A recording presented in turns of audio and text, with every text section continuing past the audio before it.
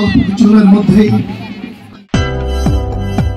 যশোরে আন্তঃইউনিয়ন ফুটবল টুর্নামেন্টের উদ্বোধন করেছেন বাংলাদেশ ফুটবল ফেডারেশনের সভাপতি তাবিত আওয়াল। প্রতিহিংসায় নয়, প্রতিযোগিতায় বিশ্বাসী, সমাজে সমতা ও বন্ধুত্ব সুদৃঢ় করতে খেলাধুলার বিকল্প নেই বলে মন্তব্য করেন বাফুফের সভাপতি। শুক্রবার বিকেলে যশোরের উপশহর মাঠে তরিকুল ইসলাম স্মৃতি আন্তঃইউনিয়ন ফুটবল টুর্নামেন্টের উদ্বোধনকালের প্রধান অতিথি হিসেবে উপস্থিত ছিলেন তাবিত আওয়াল। ওদের স্বপ্ন পূরণে পাশে থাকতে পেরে আমরা গর্বিত।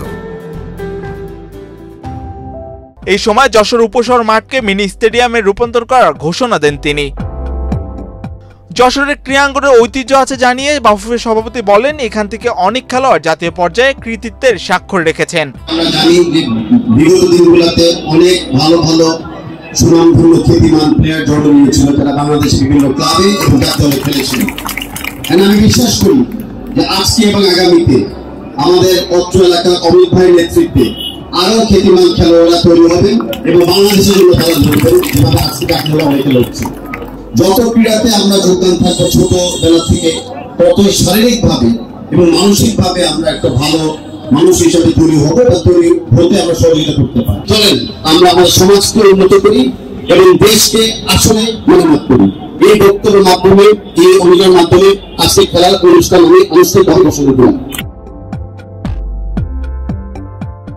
বিএনপির স্থায়ী কমিটির সাবেক সদস্য তরিকুল ইসলামের স্মরণে এবারই প্রথম যশোরের টুর্নামেন্ট আয়োজন করা হয়।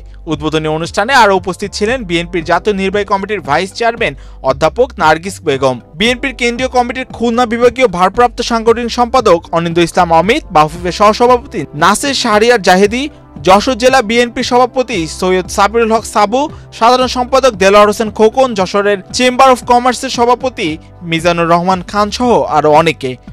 উদ্বোধনী দিনের খেলায় উপশহর ইউনিয়ন ও ফতেপুর ইউনিয়ন দল মুখোমুখি হয়। চলতি টুর্নামেন্টে যশোর সদর উপজেলার 15টি ইউনিয়ন থেকে একটি করে দল অংশগ্রহণ করবে। এর আগে টুর্নামেন্টের শুরু উপলক্ষে মনোজ্ঞ ডিসপ্লে প্রদর্শন করে শিশু শিল্পীরা।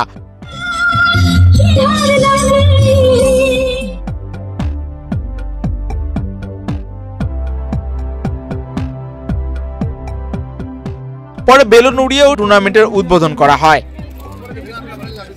ইতিমধ্যে শুরু উদ্বোধন ঘোষণা করলেন, সকলকে করতালি দিয়ে